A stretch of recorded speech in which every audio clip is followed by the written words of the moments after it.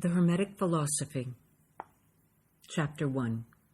The lips of wisdom are closed except to the ears of understanding. The Kybalion. From old Egypt have come the fundamental esoteric and occult teachings which have so strongly influenced the philosophies of all races, nations, and peoples for several thousand years. Egypt, the home of the pyramids and the Sphinx, was the birthplace of the hidden wisdom and mystic teachings. From her secret doctrine all nations have borrowed: India, Persia, Chaldea, Medea, China, Japan, Assyria, ancient Greece and Rome, and other ancient countries partook liberally at the feast of knowledge which the hierophants and masters of the land of Isis so freely provided for those who came prepared to partake of the great store of mystic and occult lore, which the masterminds of that ancient land had gathered together. In ancient Egypt dwelt the great adepts and masters who have never been surpassed and who seldom have been equaled during the centuries that have taken their processional flight since the days of the great Hermes. In Egypt was located the great lodge of lodges of the mystics. At the doors of her temples entered the neophytes, who afterward, as hierophants, adepts, and masters, traveled to the four corners of the earth, carrying with them the precious knowledge which they were ready, anxious, and willing to pass on to those who were ready to receive the same. All students of the occult recognize the debt that they owe to these venerable masters of that ancient land. But among these great masters of ancient Egypt, there once dwelt one of whom masters hailed as the Master of Masters. This man, if man indeed he was, dwelt in Egypt in the earliest days. He was known as Hermes Trismegistus. He was the father of the occult wisdom, the founder of astrology, the discoverer of alchemy. The details of his life story are lost to history, owing to the lapse of the years, though several of the ancient countries disputed with each other in their claims to the honor of having furnished his birthplace, and this thousands of years ago. The date of his sojourn in Egypt, in that his last incarnation on this planet, is not now known, but it has been fixed at the early days of the oldest dynasties of Egypt, long before the days of Moses. The best authorities regard him as a contemporary of Abraham, and some of the Jewish traditions go so far as to claim that Abraham acquired a portion of his mystic knowledge from Hermes himself. As the years rolled by after his passing from this plane of life, tradition recording that he lived 300 years in the flesh, the Egyptians deified Hermes and made him one of their gods under the name of Thoth.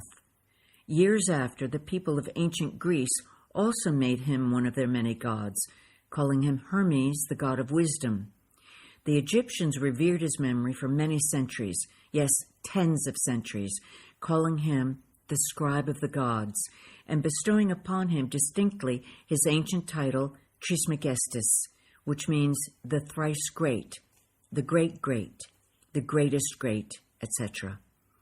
In all the ancient lands, the name of Hermes Trismegistus was revered, the name being synonymous with the fount of wisdom. Even to this day, we use the term hermetic in the sense of secret, sealed so that nothing can escape, etc., and this by reason of the fact that the followers of Hermes always observe the principle of secrecy in their teachings. They did not believe in casting pearls before swine, but rather held to the teaching milk for babes, meat for strong men, both of which maxims are familiar to the readers of the Christian scriptures, but both of which have been used by the Egyptians for centuries before the Christian era. And this policy of careful dissemination of the truth has always characterized the Hermetics, even unto the present day. The Hermetic teachings are to be found in all lands, among all religions, but never identified with any particular country, nor with any particular religious sect. This because of the warning of the ancient teachers against allowing the secret doctrine to become crystallized into a creed. The wisdom of this caution is apparent to all students of history. The ancient occultism of India and Persia degenerated and was largely lost, owing to the fact that the teachers became priests and so mixed theology with the philosophy, the result being that the occultism of India and Persia has been gradually lost amidst the mass of religious superstition, cults, creeds, and quote-unquote gods. So it was with the ancient Greece and Rome. So it was with the Hermetic teachings of the Gnostics and early Christians, which were lost at the time of Constantine, whose iron hand smothered philosophy with the blanket of theology, losing to the Christian Church that which was its very essence and spirit, and causing it to grope throughout several centuries before it found the way back to its ancient faith. The indications apparent to all careful observers in this 20th century being that the Church is now struggling to get back to its ancient mystic teachings. But there were always a few faithful souls who kept alive the flame, tending it carefully and not allowing its light to become extinguished. And thanks to those staunch hearts and fearless minds, we have the truth still with us. But it is not found in books to any great extent. It has been passed along from master to student, from initiate to hierophant, from lip to ear.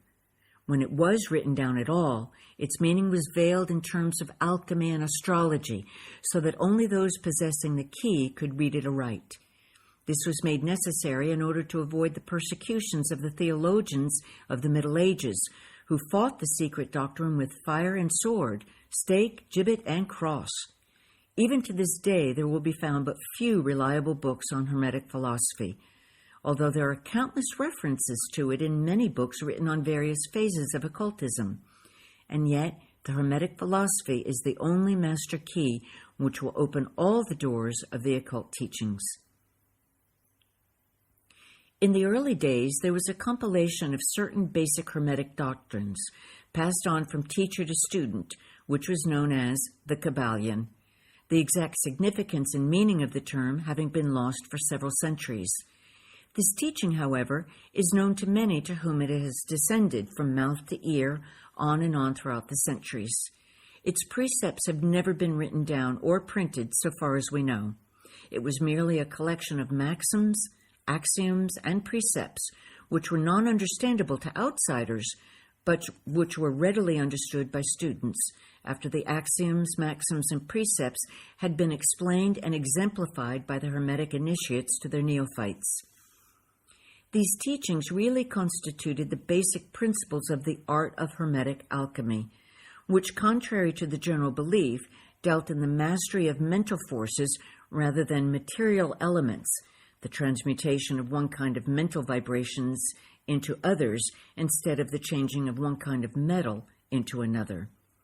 The legends of the Philosopher's Stone, which would turn base metal into gold, was an allegory relating to Hermetic philosophy, readily understood by all students of true Hermeticism. In this little book, of which this is the first lesson, we invite our students to examine into the Hermetic teachings as set forth in the Kybalion and as explained by ourselves, humble students of the teachings, who, while bearing the title of initiates, are still students at the feet of Hermes, the Master. We herein give you many of the maxims, axioms, and precepts of the Kybalion, accompanied by explanations and illustrations which we deem likely to render the teachings more easily comprehended by the modern student, particularly as the original text is purposely veiled in obscure terms. The original maxims, axioms, and precepts of the Kybalion are printed herein in italics, the proper credit being given. Our own work is printed in the regular way, in the body of the work. We trust that the many students to whom we now offer this little work will derive as much benefit from the study of its pages as have the many who have gone on before, treading the same path to mastery throughout the centuries that have passed since the times of Hermes Trismegistus, the Master of Masters, the Great Great. In the words of the Kybalion, quote, "Where fall the footsteps of the Master, the ears of those ready for his teaching open wide," end quote, the Kybalion. Quote, "When the ears of the student are ready to hear, then cometh the lips to fill them with wisdom," end quote, the Kybalion. So that according to the teachings, the passage of this book to those ready for the instruction will attract the attention of such as are prepared to receive the teaching, and likewise, when the pupil is ready to receive the truth, then will this little book come to him or her. Such is the law. The Hermetic principle of cause and effect, in its aspect of the law of attraction, will bring lips and ears together, pupil and book in company. So mote it be. Here's an important question to ask yourself. What's your one takeaway from today's video? And if you're feeling sassy, like in a good way, how are you going to use it? Share it with me in the comments, and be sure to subscribe if you want to stay in the loop for new ways to shine your light, no matter what anyone has to say about it.